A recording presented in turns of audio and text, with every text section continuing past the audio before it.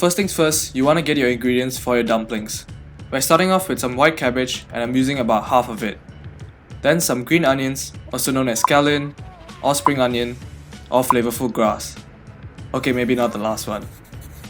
Then some garlic and some ginger. And I know what you must be thinking right now.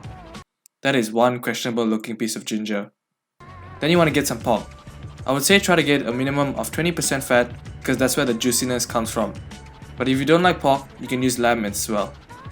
Then for seasonings, some soy sauce, rice wine vinegar, some sesame oil, and everyone's favorite, pepper and salt. So get everything to the side and we'll start on our cabbage. So on your cabbage, you will have this triangular stem that you want to remove because it is hard. So to cut it off, just cut the cabbage into quarters like this and then cut it at an angle so you just get the stem. Then shred the cabbage by slicing it into thin pieces until you get a whole bunch of shredded cabbage. You can also use a mandolin to shred your cabbage if you have one. Then you want to get a bowl and put your cabbage into it. And now we're going to give it a nice massage. Add some salt and toss the cabbage in it. We're doing this to basically soften the cabbage so that it's not too hard when we make the dumpling mix. So just leave your bowl to the side and get your garlic. So next, get your knife and actually put it away because we're going to be using our big boy grater. So just grate your garlic, which saves a lot of time, but just remember not to grate your finger for obvious reasons. And if your grater didn't manage to do the job, just run your knife a few times through it to get it finer. Then get your sus looking ginger and then peel it and grate it as well. Next, get your green onion and split them into smaller pieces.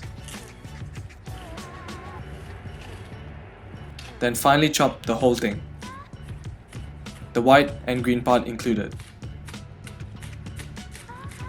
Then it's time to make the dumpling mix. And before you say anything, yes, those are my socks. So for the mix, get your bowl of cabbage and if you feel it, you'll notice it has softened up quite a bit, which is good. Then add in your garlic, your ginger, your spring onion, and your pork mince. Then take some pictures of it to help build up your house husband portfolio. Then season with a few tablespoons of soy sauce, rice wine vinegar, and sesame oil. And add some pepper and salt. Then get in there with your hand and mix everything up. You can also use chopsticks for this part if you want to. You basically want to mix it up until it becomes pasty and can form a ball like this. Now it's time to lay down some beads and get some wraps. Or should I say, dumpling wraps. So get your dumpling wrappers. I'm using some pre-made ones, and if you want to buy pre-made ones as well, make sure to look for Gyozas pastry. You can always make your own dough, but I mean... Add some flour to your working surface to avoid any stickage. Then get your wrapper, a glass of water, and your dumpling mix, and now it's time to wrap. So start with a small amount of the mix in the center of the wrapper. You want to leave about a finger's worth of space around the mix. Then fold it in half and then seal the top, and then we're going to pleat it.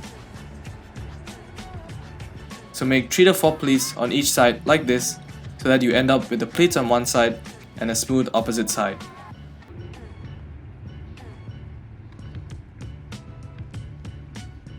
In case you missed it, use your thumb and index finger to make pleats, and don't worry, the more you practice, the better you'll get at it. And just use this as an excuse to make more dumplings.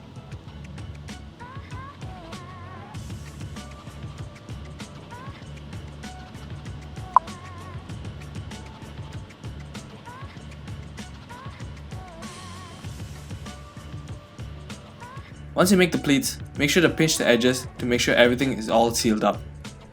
And if you don't want to pleat it, you can always use the I want dumplings ASAP technique, where you put the mix in and just pinch the wrapper around it. So these are the two ways of wrapping dumplings that I personally know and can show you. So once you've wrapped your army of dumplings, it's time to fry them up. You can steam them as well, but I personally love a crispy one. So that's what I'll be showing you today. So now we have the return of pan de la dent, and then we will add some oil to it. Once your oil is hot, add in your dumplings and make sure to coat the bottom in oil so that it does not stick.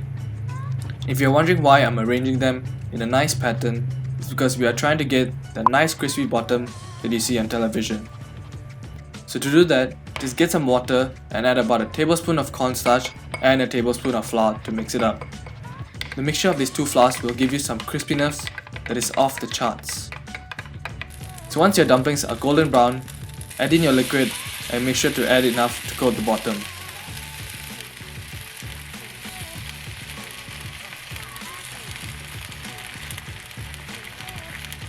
Then turn down the heat to medium-low, cover with a lid and let the dumplings steam and fully cook.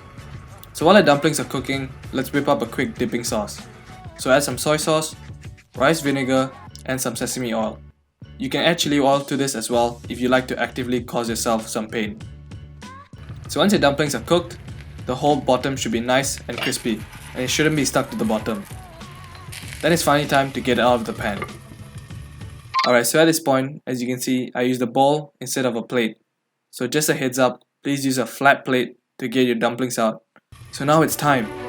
All your hard work is finally going to be paid off and revealed with your crispy bottom dumplings. And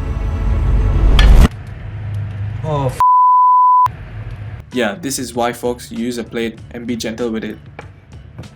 And I tell you, at this point I was so sad I wanted to cry, but hey, you still get a nice plate of delicious dumplings in the end. So why not try it for yourself and send me videos of you succeeding at it so I can cry some more.